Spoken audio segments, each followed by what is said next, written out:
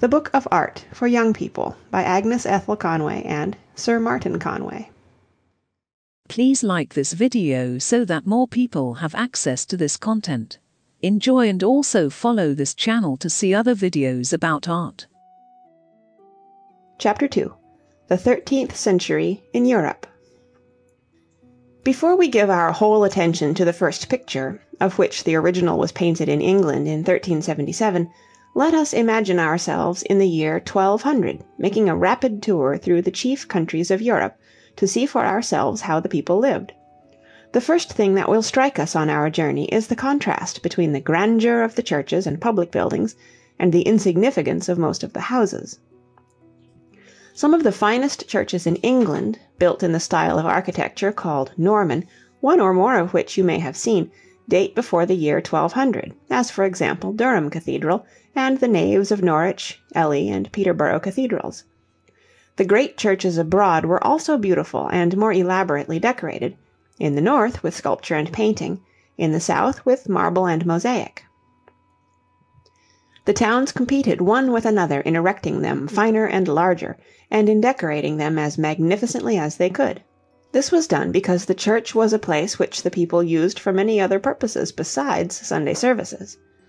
In the 12th, 13th, and 14th centuries, the parish church, on weekdays as well as on Sundays, was a very useful and agreeable place to most of the parishioners. The holy days, or saints' days, holidays indeed, were times of rejoicing and festivity, and the church processions and services were pleasant events in the lives of many who had few entertainments, and who for the most part could neither read nor write. Printing was not yet invented, at least not in Europe, and as every book had to be written out by hand, copies of books were rare, and only owned by the few who could read them, so that stories were mostly handed down by word of mouth, the same being told by mother to child for many generations. The favorites were stories of the saints and martyrs of the Catholic Church, for of course we are speaking now of times long before the Reformation. The Old Testament stories and all the stories of the life of Christ and his apostles were well known too, and just as we never tire of reading our favorite books over and over again, our forefathers of 1200 wanted to see on the walls of their churches representations of the stories which they could not read. Their daily thoughts were more occupied with the infant Christ, the saints, and the angels than ours generally are. They thought of themselves as under the protection of some saint, who would plead with God the Father for them if they asked him, for God himself seemed too high or remote to be appealed to always directly. He was approached with awe; the saints, the Virgin, and the infant Christ with love. We must realize this difference before we can well understand a picture painted in the 12th, 13th, or 14th centuries, nor can we look at one without feeling that the artist and the people for whom he painted so loved the holy personages. They thought about them always, not only at stated times and on Sundays, and never tired of looking at pictures of them and their doings.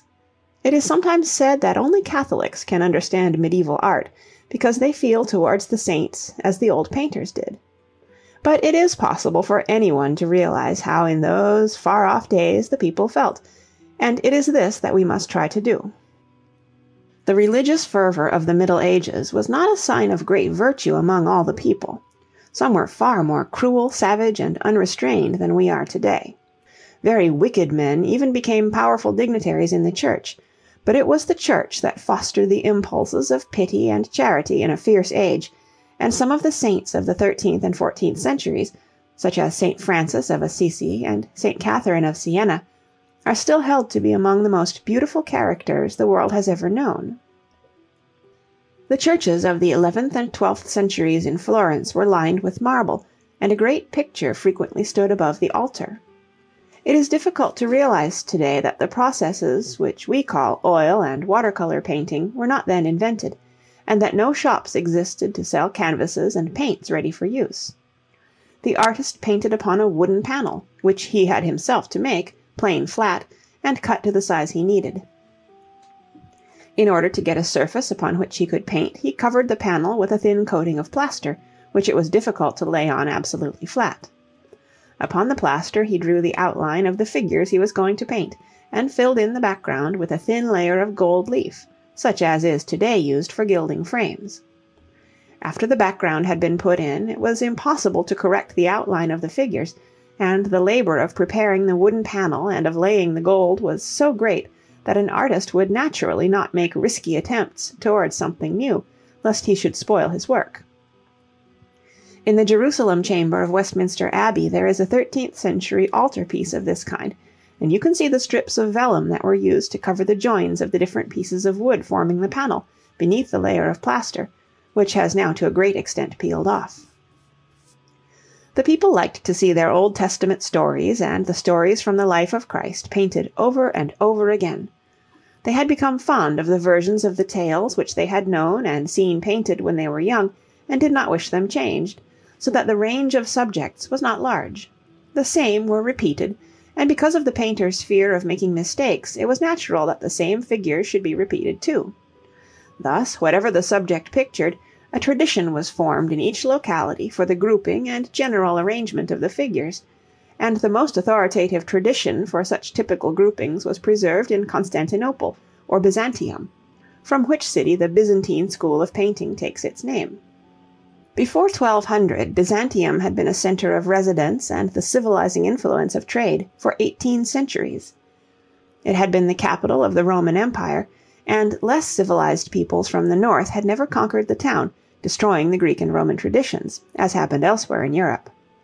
You have read how the Romans had to withdraw their armies from England to defend Rome against the attacks of the Goths from the north, and then how Britain was settled by Angles, Saxons, Jutes, and Danes, who destroyed most of the Roman civilization.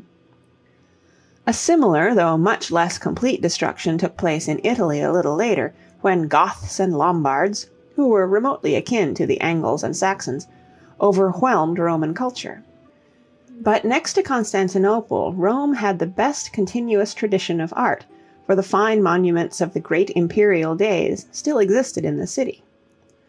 In Byzantium, the original Greek population struggled on and continued to paint and make mosaics and erect fine buildings till the Turks conquered them in 1453. The Byzantines were wealthy and made exquisite objects in gold, precious stones, and ivory. While they were painting better than any other people in Europe, they too reproduced the same subjects and the same figures over and over again, only the figures were more graceful than those of the local Italian, English, and French artists, who in varying degrees at different times tried to paint like the Byzantine or Greek artists, but without quite the same success. So long as there was no need for an artist to paint anything but the old, well-established subjects, and so long as people desired them to be painted in the old conventional manner, there was little reason why any painter should try to be original and paint what was not wanted. But in the 13th century a great change took place. Let us here refresh our memories of what we may have read of that delightful saint, Francis of Assisi. He was born in 1182, the son of a well-to-do nobleman, in the little town of Assisi in Umbria, and as a lad became inflamed with the ideal of the religious life. But instead of entering one of the existing monastic orders, where he would have been protected, he gave away every possession he had in the world, and adopted poverty as his watchword. Clad in an old brown habit, he walked from place to place, preaching charity, obedience, and renunciation of all worldly goods. He lived on what was given to him to eat from day to day. He nursed the lepers and the sick. Ever described as a most lovable person, he won by his preaching the hearts of people of all classes, from the King of France to the humblest peasant. He wrote beautiful hymns in praise of the sun, the moon, and the stars, and had a great love for every living thing. The birds were said to have flocked around him because they loved him, and we read that he talked to them and called them his little sisters. An old writer tells this story in good faith. When St. Francis spake words to them, the birds began all of them to open their beaks and spread their wings, and reverently bend their heads down to the ground, and by their acts and by their songs did show that the Holy Father gave them joy exceeding great. Wherever he preached, he made converts who married holy poverty, as St. Francis expressed it, gave up everything they had, and lived his preaching and roaming life. St. Francis himself had no idea of forming a monastic order. he wished to live a holy life in the world and show others how to do the same, and for years he and his companions worked among the poor, earning their daily bread when they could, and when they could not, begging for it. Gradually, however, ambition stirred in the hearts of some of the followers of Francis, and against the will of their leader they made themselves into the Order of Franciscan Friars, collected gifts of money, and began to build churches and monastic buildings. At first the buildings were said to belong to the Pope, who allowed the Franciscans to use them, since they might not own property. But after the death of St. Francis, the order built churches throughout the length and breadth of Italy, not of marble and mosaic, but of brick, since brick was cheaper, but the brick walls were plastered, and upon the wet plaster there were painted scenes from the life of St. Francis, side by side with the old Christian and saintly legends. This sudden demand for painted churches with paintings of new subjects stirred the painters of the day to alter their old style. When an artist was asked to paint a large picture of St. Francis preaching to the birds, he had to look at real birds, and he had to study a real man in the attitude of preaching. There was no scene that had ever been painted from the life of Christ or of any saint in which a man preached to a bird, so that the artist was driven to paint from nature instead of copying former pictures. Let us now read what a painter who lived in the 16th century, Vasari by name, wrote about the rise of painting in his native city. Some learned people nowadays say that Vasari was wrong in many of the stories he told, but after all he lived much nearer than we do to the times he wrote about, and it is safer to believe what he tells us than what modern students surmise, except when they are able to cite other old authorities to which Vasari did not have access. The endless flood of misfortunes which overwhelmed unhappy Italy not only ruined everything worthy of the name of a building, but completely extinguished the race of artists, a far more serious matter. Then, as it pleased God, there was born in the year 1240 in the city of Florence Giovanni, surnamed Cimabue, to shed the first light on the art of painting. Instead of paying attention to his lessons, Cimabue spent the whole day drawing men, horses, houses, and various other fancies on his books and odd sheets, like one who felt himself compelled to do so by nature. Fortune proved favorable to his natural inclination, for some Greek artists were summoned to Florence by the government of the city for no other purpose than the revival of painting in their midst, since the art was not so much debased as altogether lost. In this way Cimabue made a beginning in the art which attracted him, for he often played the truant and spent the whole day in watching the master's work. Thus it came about that his father and the artists considered him so fitted to be a painter that if he devoted himself to the profession he might look for honorable success in it, and to his great satisfaction his father procured him employment with the painters. Thus by dint of continual practice, and with the assistance of his natural talent, he far surpassed the manner of his teachers. For they had never cared to make any progress, and had executed their works not in the good manner of ancient Greece, but in the rude modern style of that time. Cimabue drew from nature to the best of his powers, although it was a novelty to do so in those days, and he made the draperies, garments, and other things somewhat more lifelike, natural, and soft than the Greeks had done, who had taught one another a rough, awkward, and commonplace style for a great number of years, not by means of study, but as a matter of custom, without ever dreaming of improving their designs by beauty of coloring or by any invention of worth. If you were to see a picture by Cimabue, there is one in the National Gallery which resembles his work so closely that it is sometimes said to be his, you would think less highly than Vasari of the lifelike quality of his art, though there is something dignified and stately in the picture of the Virgin and Child with angels that he painted for the church of St. Francis at Assisi. Another story is told by Vasari of a picture by Cimabue, which tradition asserts to be the Great Madonna, still in the church of Santa Maria Novella at Florence. Cimabue painted a picture of Our Lady for the church of Santa Maria Novella.